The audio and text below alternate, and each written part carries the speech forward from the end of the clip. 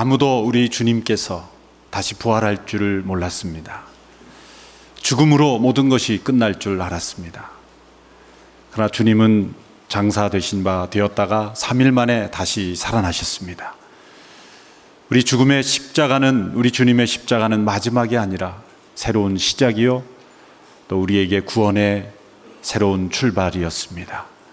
우리 주님께 감사와 찬양을 올려드리며 오늘 이 밤을 주님의 십자가의 능력을 함께 묵상하며 체험하는 이 밤이 되기를 축원합니다. 예수님께서 십자가상에서 하신 5번째 말씀은 내가 목마르다 라는 말씀이었습니다. 예수님의 7마디 말씀 가운데 예수님의 육체의 고통에 대한 말씀은 단 한 번, 이 짧은 말씀이었습니다. 내가 목마르다 라고 우리말 성경에는 번역되어 있지만 원문에는 한 단어로, 짧은 한 단어로 기록이 되어 있습니다. 십자가의 고통을 표현하는 말로서는 너무나 부족해 보이는 표현 같지 않습니까? 내가 목마르다라는 말은 우리 일상생활에도 늘 하는 말입니다. 하루에도 몇 번씩 우리는 목이 말라 물을 찾습니다. 내가 목마르다. 어떤 사람은 목말라 죽겠다라고 말하기도 합니다. 그런데 예수님은 자신의 그 십자가의 그 극심한 고통을 너무나 일상적인 우리의 삶 속에 너무나 쉽게 내뱉는 짧은 단어로 자신의 고통을 표현하는 것을 절제하신 거죠. 내가 목마르다. 예수님은 더 심한, 더 극심한 표현으로 자신의 고통을 표현하실 수 있었지만 예수님은 내가 목마르다라고 하는 짧은 단어로 자신의 고통을 표현하신 것입니다. 우리말에도 목이 탄다라는 말이 있는 것처럼 극심한 목마름 가운데 있으면 목과 입이 타 올라서 마치 불이 난 것처럼 그런 고통을 느끼게 마련입니다. 예수님은 이미 십자가에 못 박히시 이전부터 심한 탈수 현상이 이르렀을 것이 분명합니다. 전날 밤 예수님은 겟세마네에서 기도하실 때 피가 땀처럼 흘러내리듯 예수님은 기도하셨습니다. 그리고 그 밤에 체포당하시고 밤새 신문을 당하시고 그 다음날 새벽에 빌라도와 헤롯 다시 빌라도에 이르러 체포를 당하시고 신문을 당하시고 그리고 십자가에 넘겨지기 전에 심한 채찍질을 당하셨습니다. 보통 일반 많은 사람들이 그 채찍만으로도 죽임을 당하고 가합니다. 그 채찍 끝에는 살점이 떨어져 나가는 그런 엄청난 고통을 주는 그런 부분이 있어서 이미 예수님은 많은 피를 흘린 채로 십자가에 못 박힐 것으로 우리는 생각할 수가 있습니다. 3시간 동안 뜨거운 강렬한 햇볕에 예수님은 그 피를 흘리신 채로 온몸이 피범벅이 된 채로 십자가에 매달려 계셨습니다. 이미 예수님은 그 온몸이 탈진된 상태로 목마름의 정도가 아니라 죽음의 고통을 느끼고 계셨습니다. 그러나 예수님은 말씀하셨습니다. 너무나 단순하고 또 너무나 절제된 언어로 내가 목마르다. 그것이 예수님의 고통의 표현의 전부였습니다. 예수님의 목마름은 단지 육체적 필요 때문에 생긴 목마름만은 아니었습니다. 예수님께서 5번째로 이미 충분히 목마르셨고 이미 탈진된 상태에 이르렀던 예수님께서 이 5번째에 이르러서 내가 목마르다고 말씀하신 것은 그제야 비로소 목마름을 느낀 것이 아닙니다. 예수님의 7마디의 말씀은 즉흥적으로 우연히 이루어진 말씀이 아닙니다. 그 모든 한마디 한마디가 하나님의 계획 가운데 그리고 목적이 있는 메시지를 우리에게 전해주고 있기 때문입니다. 내가 목마르다라는 육체적 표현은 4번째 말씀, 우리가 어제 함께 살펴본 대로 나의 하나님 어찌하여 나를 버리셨나이까. 이 영혼의 고통, 아버지께로부터 버림받는 고통 직후에 예수님께서 표현하신 말씀입니다. 육체의 고통에 대한 표현을 영혼이 버림받는 고통 직후에 주신 것, 이것은 서로 연관이 있다는 것입니다. 무엇이 예수님으로 하여금 이 깊은 목마름을 느끼게 하였습니까? 그것은 단지 육체적 고통만이 아니었습니다. 이미 육체적 고통으로 그 고통을 표현하시려고 했다면 이미 여러 번 예수님은 표현하실 기회가 많았을 것입니다. 채찍에 맞으실 때도 잠잠하셨고, 그리고 장에 찔리실 때도, 못이 박힐 때도 예수님은 육체의 고통을 호소하지 않으셨습니다. 그런데 네 번째, 그 십자가 위에서 아버지의 버리심을 받는, 그 영혼의 버림을 받는 고통 이후에 예수님은 깊은 목마름을 느끼셨다는 거예요. 영과 혼은 서로 연결되어 있는 것입니다. 여러분, 극심한 스트레스 가운데 있을 때는 우리 육체가 상하는 것 아십니까? 진정 우리의 육체의 문제가, 대개 우리의 육신의 문제는 영혼의 문제, 정신의 문제라는 것을 여러분 잘 아시지 않습니까? 예수님의 깊은 목마름은 아버지 하나님으로부터 버림받는 그 체험 직후에 이루어진 것, 그것이 예수님께는 더 큰 목마름이셨던 것입니다. 그럼에도 불구하고 천지를 창조하신 그 하나님의 아들이 목마름을 느낀다는 것이 어울리지 않아 보입니다. 이스라엘 백성들이 광야에서 목말라 할 때 바위를 명하여 물을 내릴 수 있는 그 하나님께서, 물을 포도주로 만드실 수 있는 그분께서 자신의 육체적 필요를 채울 수 없는 연약한 모습처럼 내가 목마르다라고 말씀하시는 것은 어울리지 않아 보이는 것입니다. 예수님은 즉시로 물을 만들어 드실 수 있는 능력이 있으셨습니다. 그러나 예수님은 다른 사람들을 위하여, 굶주린 영혼들을 위하여, 배고픈 영혼을 위하여, 병든 영혼을 위하여는 많은 기적을 베풀어 주셨지만 정작 자기 자신을 위해서는 한 가지 기적도 일으키지 않으셨던 것을 우리는 기억해야 합니다.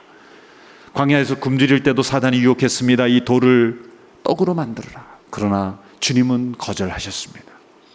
지금 이 순간 십자가 위에서 극심한 목마름을 느끼고 있었을 때 자기 자신의 목마름을 해결하실 수 있는 능력이 있음에도 불구하고 예수님은 자신을 위한 기적을 일으키지 않으시는 것입니다. 예수님께서 내가 목마르다라고 말씀하신 것은 나에게 물을 가져다 달라는 호소가 아니었습니다. 내가 목마르다라는 그 짧은 단어를 통해서 주님의 목마름이 우리에게 가져다 주시는 교훈이 무엇인가를 가르쳐 주시기 위한 것입니다. 예수님이 물이 필요했으면 나에게 물을 달라고 말씀하셨을 것입니다. 내가 물을 달라고 하지 않아도, 내가 목마르다고 해도 누가 가져다 주겠지라고 생각하신 것이 아니죠. 주님은 내가 목마르다, 십자가 위에서 내가 목마르다라고 말씀하심으로써 우리에게 가져다 주시는 십자가의 은총을 우리에게 깨닫게 하시기 위한 것이었습니다. 예수님께서 십자가 위에서 목말라 하시는 이 모습을 통해서 우리에게 가르쳐 주시는 것은 무엇입니까? 첫째로 우리 예수님은 참 인간이셨다는 것입니다. 오늘날 현대인들은 예수님을 생각할 때 역사적으로 예수님이 존재하셨다는 것은 인정합니다. 그런데 이런 분도 있습니다. 제가 대학 때 어떤 학생에게 복음을 열심히 전하고 예수님께 대해 소개를 하니까 그 친구가 저에게 이렇게 얘기하더라고요. 너는 참 예수님이 살아있었던 사람처럼 얘기한다 그러더라고요. 제가 깜짝 놀랐습니다. 제가 갑자기 충격을 받은 거예요. 세상에 이런 사람이 다 있으리라. 이런 사람은 참 특이한 경우죠. 역사 공부를 하지 않은 사람이죠. 그러나 대부분은 예수님이 역사적으로 존재하셨다는 것을 인정합니다. 그런데 예수님에 관한 어떤 부분을 인정하지 않습니까? 예수님이 하나님이셨다는 걸 인정하기 어려워요. 예수님은 순수한 인간, 예수님의 역사성, 역사적 예수, 히스토리컬 지저스라는 타이틀만 붙이면 한결같이 그러한 글이나 논문은 예수님의 신성을 부인하는 거예요. 역사적 예수라는 말이 얼마나 좋은 말입니까? 실제 예수님이 역사 속에 계셨다면 실제로 성경에 나타난 하나님의 역사를 그대로 받아들여야 하는데, 성경에 나타난 기적과 예수님의 신성은 다 빼고 예수님의 인성만을 역사라고 받아들이는 거예요. 신학이라는 이름으로. 그래서 사람들은 예수님이 하나님 되시는 신성을 믿기 어려워요. 그런데 AD 1세기, 2세기 초대교회 역사로 되돌아가 보면은 예수님이 실제로 존재하셨고 예수님의 모습과 그런 행동을 실제로 눈으로 목격한 사람들이 아직도 살아있을 그때에는 예수님의 신성이 아니라 예수님의 인성을 더 믿기 어려워했다는 것을 우리는 주목해야 합니다. 초대교회 대부분의 이단은 예수님의 신성을 부인하는 이단이 아니라 예수님의 인성을 부인하는 이단이었습니다. 가현설, 예수님이 실제로 사람이 되신 것이 아니라 성육신을 부인하는 거죠. 하나님이신데 잠시 육신의 옷을 입었다가 다시 하나님으로 돌아가셨을 뿐이다. 성육신을 부인하는 거예요. 예수님이 육체로 오신 것을 부인하는 거죠. 영지주의라고도 말합니다. 요한 1서가 바로 그러한 이단을 방어하고 올바로 교육하기 위해서 쓴 책이 요한 1서죠. 요한 1서 4장 2절에 보면 이렇게 기록이 되어 있습니다. 여러분이 하나님의 성령을 알아보는 방법은 이것입니다. 곧 예수 그리스도께서 육체로 오신 것을 시인하는 영은 다 하나님에게서 나온 영입니다. 예수님이 하나님이 신성을 생각하지도 않았습니다. 너무나 당연한 일이기 때문에 그분이 행하신 신적인 능력, 기적을 직접 목격한 사람들이 여전히 살아있기 때문에 그 예수님의 신성을 누구도 부인할 수가 없었던 거예요. 오히려 예수님이 참 인간이시라는 것을 부인함으로써 십자가에 못 박힌 예수 그리스도가 모든 인간을 대신하여 인간의 죄를 구속하신다는 놀라운 구원의 그 능력을 무너뜨리려고 했던 것입니다. 예수 그리스도는 참 하나님이시며 참 인간이십니다. 우리는 쉽게 교리적으로 고백할지 모르지만 초대교회 성도들 AD 451년에 칼케톤 카운슬에서, 칼케톤 공의회에서 예수님은 참 하나님이시요 참 인간이시라는 결론을 내리기까지 그는 수많은 회인들을 모이고 초대교회 리더십들과 지도자들이 기도하며 모이며 회의하며 토론하며 때로는 이단으로 정죄하며 어떤 사람은 참 하나님이셔 참 인간이 아니라 분리된 그러한 존재일 뿐이다. 어떻게 한 인간에게서 양성이 서로 분리되지도 않고 서로 융합되지도 않는 진정한 연합을 이루며 각기 하나님이면서 동시에 사람일 수 있는가? 이 신비로운 예수님의 정체에 대해서 많은 혼돈이 있었죠. 때로는 인성에 치우치기도 하고 때로는 신성에 치우치기도 하고 이 놀라운 사실을 받아들이기 어려워했습니다. 드디어 AD 451년에 칼케톤 공의회에서 모든 기독교 지도자들이 함께 모여서 신앙의 고백으로 예수님은 참 하나님이시며 참 인간임을 받아들이게 되었던 것입니다. 그래야만 그분은 우리의 구세주이며 메시아며 그리고 참 하나님이실 수가 있는 것입니다. 만일 이 고백을 나는 도저히 믿어지지 않고 받아들이지 않겠다라고 주장하시는 분이 있다면 어떤 방법을 통해서든지 451년까지 있었던 모든 회의록을 다 읽어보시고 그 회의록의 내용 하나하나를 다 반박하시고 믿지 않게 되기를 바랍니다. 적어도 451년까지의 그 수많은 역사의 선배들의 기도와 토론이 있었다면 그 이상의 기도와 토론과 헌신된 묵상이 없다면 그 고백에 대한 고백은 우리가 받아들여야 되는 줄로 믿습니다. 깨달아지지 않으면 믿는 자가 지혜로운 것입니다.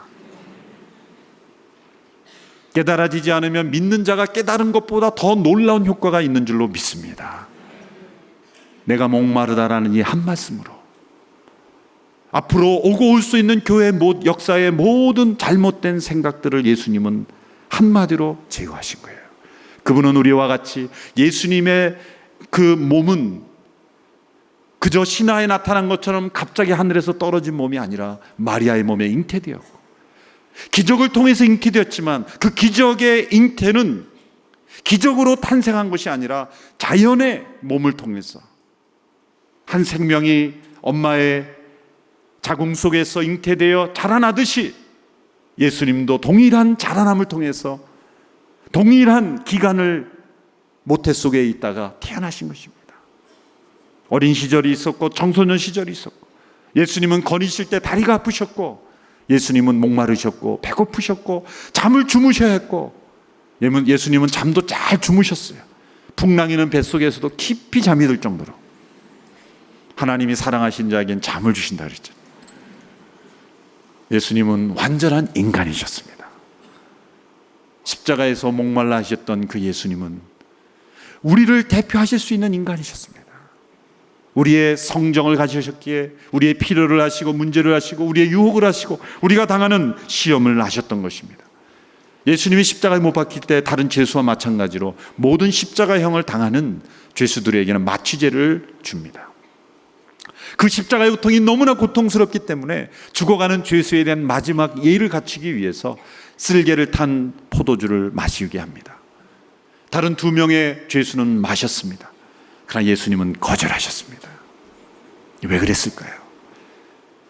마취된 상태로, 정신이 혼미한 상태로, 잠자고 있는 상태로 그 마지막 구원을 이룰 수가 없었기 때문입니다.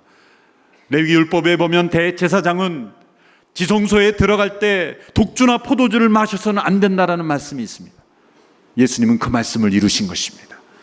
예수님은 온전한 정신으로 그 십자가의 모든 고통을, 그 신경을 마비시키지 않은 채로 예수님은 모든 고통을 있는 몸으로 다 느끼신 것입니다. 그것은 마치 마취 없이 수술대를 위에 올라 수술을 받는 거하고 똑같습니다. 마취 없이 외과 수술을 받는 거로 똑같습니다.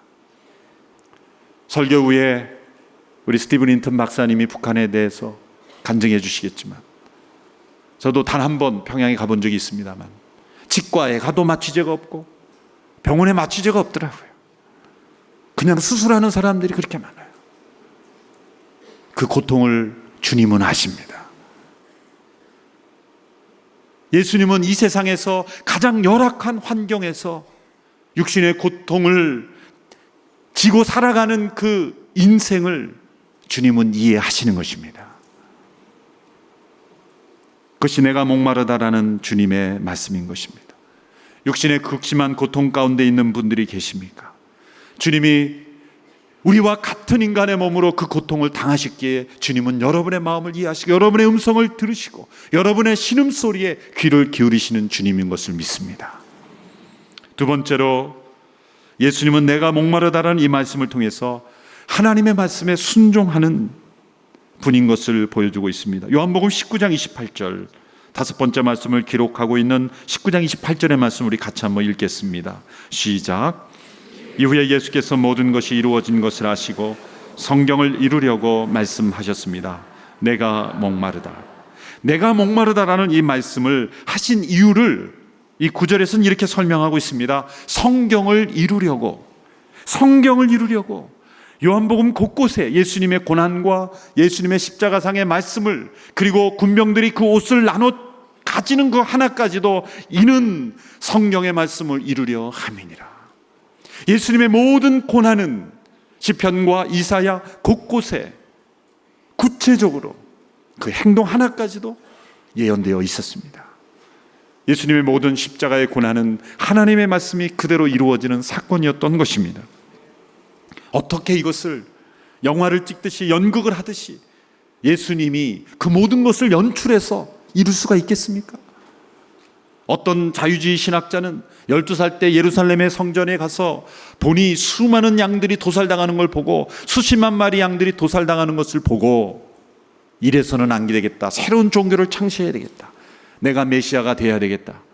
마침 자신의 출생지를 보니 베들레헴이었더라. 그러니 이제부터 내가 메시아의 예언을 이루어가면 내가 메시아가 인정받을 수 있겠지라고 열심히 메시아가 되기 위해서 노력했다고 주장하는 거죠. 본인이 애굽에 어린 시절에 다녀와야 되는데 그것도 우연히 맞았다고 보는 거예요. 거기까지는 어떻게 우연히 맞았다고 보십시오. 그러면 어떻게 제자들을 모아놓고 유다에게 부탁을 합니다. 유다야, 친구 중 하나가 나를 배신해야 배신이 되는데 너가 좀 배신해 주겠니? 힘들겠지만 그러고 나서 자살해달라. 그 모든 것이 다 성경에 이루어 있는데 그걸 부탁했다는 거예요. 어떻게 그걸 받아들일 수 있겠습니까? 유대 지도자들에게 찾아가서 내가 메시아가 되니 제발 좀 나를 십자가형에 언도해달라. 힘들겠지만 밤새 신문을 좀 해줘서 나를 빌라도를 압박해서 좀 죽게 해달라. 로마 군병들에게는 내가 피가 절절 흐르도록 참혹하게 죽임을 당해야 되니 제발 나를 눈을 딱 감고 나를 처참하게 죽여주십시오. 아리마대 요셉에게 가서 힘들겠지만 당신이 내 시체를 좀 빼내서 당신 무덤 좀 씁시다. 부자의 묘실에 안치되어야 하니 아리마대 요셉에게 부탁해서 묘실을 했고, 죽었다가 다시 살아난 것을 위장하기 위해서는 어떻게 합니까? 어떻게 합니까? 그리고 군병들을 매수해서 무덤을 봉인하지만 아무도 모르게 그 무덤 문을 좀 열어놔 주십시오. 여인들에겐 찾아가서 안식 후 첫날 좀 제발 와서 무덤이 비었다고 얘기해 주십시오. 그 모든 것을 어떻게 한 사람이 만들 수가 있겠습니까? 만일 한두 가지의 예언만이라면 우연히 그럴 수 있겠지, 그렇게 우리가 부인하기, 그럴까봐 집중적으로 시편 20편, 69편, 그리고 이사야 53장 곳곳에 폭포수처럼 메시아의 고난에 대해서는 집중적으로 그리고 아주 구체적으로 예언을 하고 계셨다는 거예요. 그리고 그 모든 예언이 예수님의 그 삶을 통해, 여정을 통해서, 그리고 십자가의 고난의 과정에서 다 이루어졌습니다. 그런데 단 한 가지의 예언이 이루어지지 않았다는 것을 예수님이 알고 계셨던 거예요. 예수님의 눈앞에 쓸개탄 포도주가 다가왔을 때 예수님은 하나님의 말씀을 생각하신 것입니다. 예수님의 그 마음과 생각 속에는 온통 하나님의 말씀으로 가득 차 있었죠. 그러므로 한 말씀을 기억합니다. 시편 69편 21절의 말씀입니다.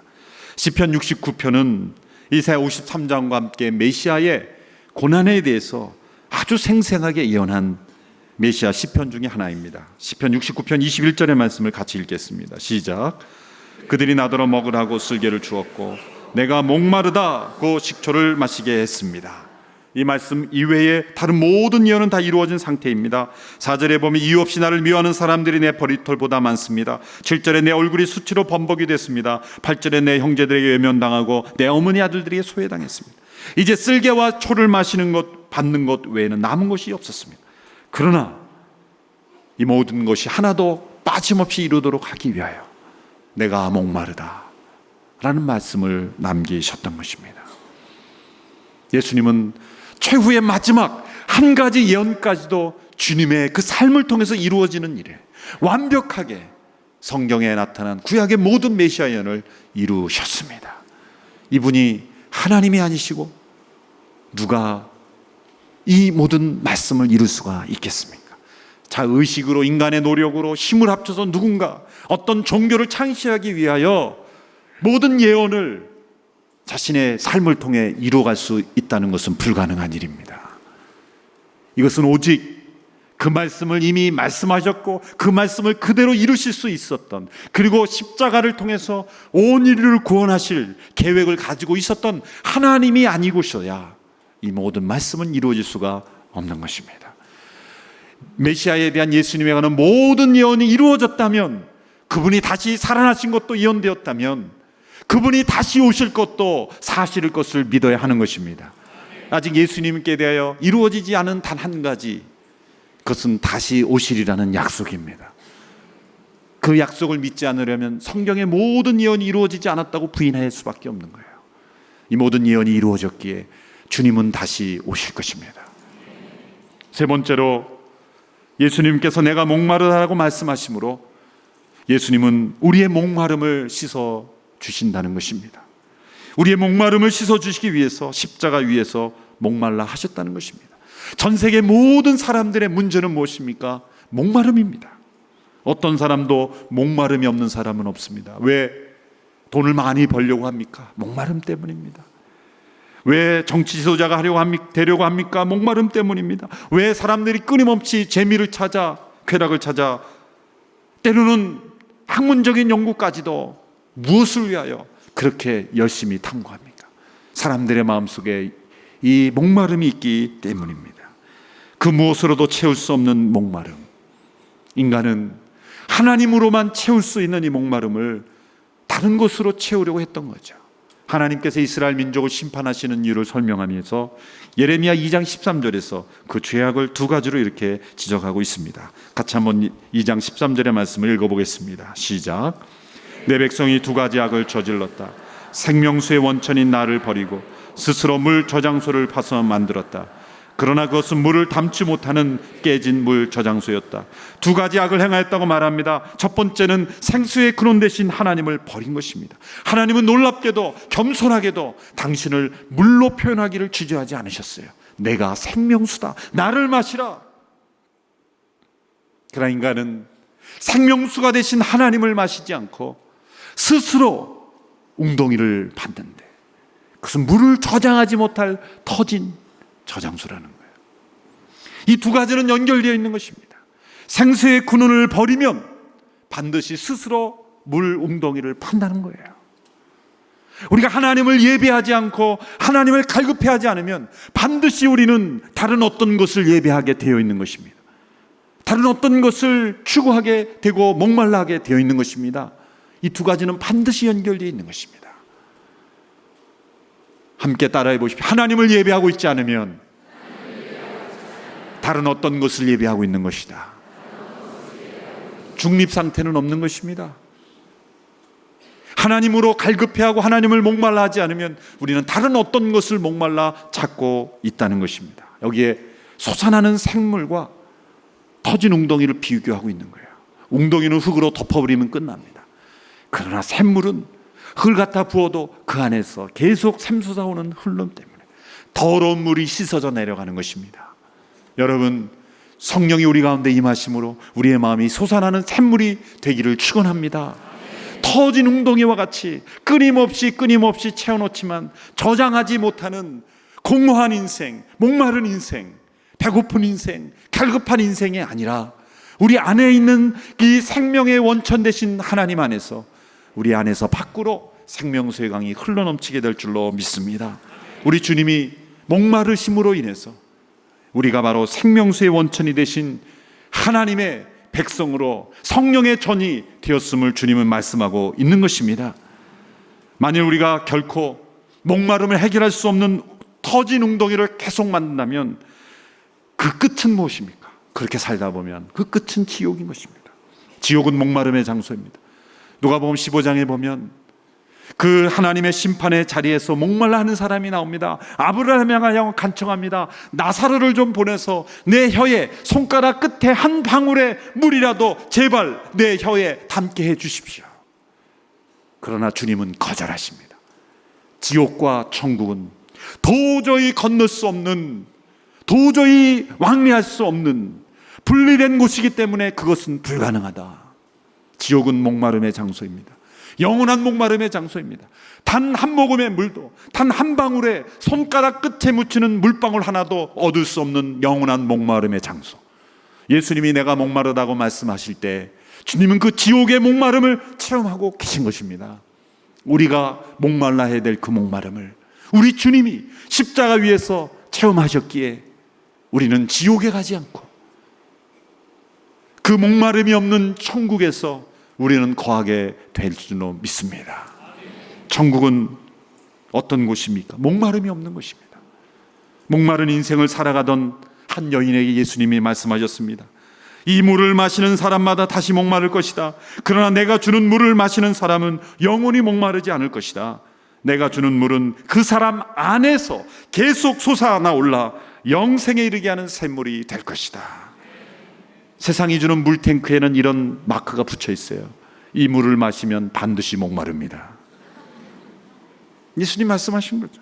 세상이 주는 물을 먹으면 그것이 무엇이든지 간에 당장 나에게는 해결함을 줄 것 같았지만, 돈이 나의 인생의 목마름을 해결할 것 같았지만, 이성이 나의 문제를 해결할 것으로 생각했지만, 명예가 나의 목마름을 해결할 줄 생각했지만, 그 무엇이 나를 해결할 줄 생각했지만, 그러나 거기에는 이런 라벨이 반드시 붙어 있습니다. 이 물을 마시는 자마다 또다시 목마를 것이다. 오로지 예수 그리스도께 주시는 물, 성령의 임재하심, 천국의 기쁨만이 우리 안에서 밖으로 흘러나오는 샘물이 될 것입니다. 요한계시록 7장 16절의 말씀 같이 읽겠습니다. 시작. 그들이 다시는 굶거나 목마르지 않고 해나 그 어떤 열기도 그들을 해치지 못할 것입니다. 요한계시록 22장 17절의 말씀 함께 읽습니다. 시작. 성령과 신부가 오라고 말씀하십니다. 이 말을 듣는 사람도 오라고 외치십시오. 목마른 사람은 오십시오. 원하는 사람은 생명수를 값없이 받으십시오. 우리가 이 땅에 살며 목마르지 않는 인생으로 살 수 있는 길이 있습니다. 그것은 무엇입니까? 하나님이 주시는 생명수로 목말라 하는 것입니다. 오늘 이 밤에 이 한 주 동안 이전에 나와 또 TV 앞에 나와 함께 예배하는 영혼들은 모두가 생명수로 목말라 이 자리에 나온 것인 줄로 믿습니다. 하나님의 나라를 사모하며 우리 주님이 말씀하신 대로 그의 나라와 의를 구하는 자는, 그리고 의에 줄이고 목마른 자는 배부름을 얻을 것이라고 말씀하셨습니다. 육신의 양식은 금식을 하지만 영혼의 주님을 갈망하며 목말라 하는 영혼은 하늘의 양식으로 배부름을 얻게 될 줄로 믿습니다. 만일 우리가 하나님의 의에 목말라 하지 않으면 영원히 우리는 목말라 하게 될 것이기 때문입니다. 주님이 하나님의 진노를 담당하시며 내가 목마르다 하심으로 우리는 목마르지 않은 인생으로 살아갈 수 있게 된 것입니다. 여러분, 신앙의 위기는 무엇입니까? 하나님을 향한 목마름을 잃어버리는 것입니다. 하나님을 향한 목마름을 잃어버릴 때 우리는 영적 위기를 가져오게 된 것입니다. 그것은 악입니다. 그 영혼의 적입니다. 사단은 언제나 이루지 못한 인생을 다 이뤘다고 만족하게 합니다. 우리의 물질과 환경과 우리 자신에 대해서는 언제나 우리는 만족해야 합니다. 그러나 우리는 언제나 생명수의 샘에 대해서는 목말라 해야 합니다. 목마른 사슴이 시냇물을 찾아 갈급함같이 광야에서 목말라 하나님 앞에 물이 없어 메마르고 지친 땅에서 하나님을 목말라 했던 시편의 기자들처럼 우리는 하나님을 목말라 할 때 우리는 세상의 목마름을 이길 수가 있는 것입니다. 이 고난주간을 맞이하며 세상에 목말랐던 우리의 목마름이 내가 목마르다라고 십자가에서 우리의 죄를 담당하신 주님으로 말미암아 이제는 하나님에 대하여 목마른 우리의 인생이 되기를 축원합니다. 다 이루었다라고 말하지 않게 되기를 바랍니다. 사탄은 우리로 하여금 예수님을 만나되 단지 데이트하는 것으로 그치는 인생이 되게 하기를 원합니다. 그러나 우리는 주님과 결혼한 그리스도의 신부가 되어야 합니다. 그러나 어떤 사람은 결혼한 것으로 만족한 사람이 있습니다. 결혼한 것으로 만족해서는 안 되죠. 남편을 갈망하고 남편을 목말라 하고 아내를 목말라 하는 그리스도의 신부로서 우리는 날마다 주님을 갈망하며 살아가야 하는 것입니다. 그것이 바로 내가 목마르다 라고 말씀하신 주님께서 주시는 교훈인 것입니다. 이 금요일 밤을 지나며 우리의 영혼이 깊은 주님을 향한 목마름으로 갈급한 영혼이 되기를 축원합니다. 그래서 내일 아침 일어날 때에도 하나님으로 목마른 영혼이 되기를 축원합니다. 예배를 잘 드리며 하나님의 임재를 경험한 영혼은 어떻게 됩니까? 또다시 예배하고 싶습니다. 또다시 하나님께 기도하고 싶습니다. 또다시 말씀 앞에 나가고 싶습니다. 하나님의 성령을 또다시 간구하고 싶습니다. 그렇게 주님께 목말라 하는 자는 이것은 결코 종교 중독이 아닙니다. 올바르지 않은 종교의 중독은 우리를 고갈시키고 우리를 낭망시키고 우리를 세상처럼 살아가게 하지만, 그러나 하나님으로 진정 목마르고 하나님의 나라와 의에 목마른 인생은 우리를 변화시키고 우리를 건강하게 하고 세상에서 승리하게 하는 인생으로 변화시킬 줄로 믿습니다. 주님께 대한 목마름으로 이 밤에 우리가 주 앞에 함께 나갈 수 있게 되기를 축원합니다.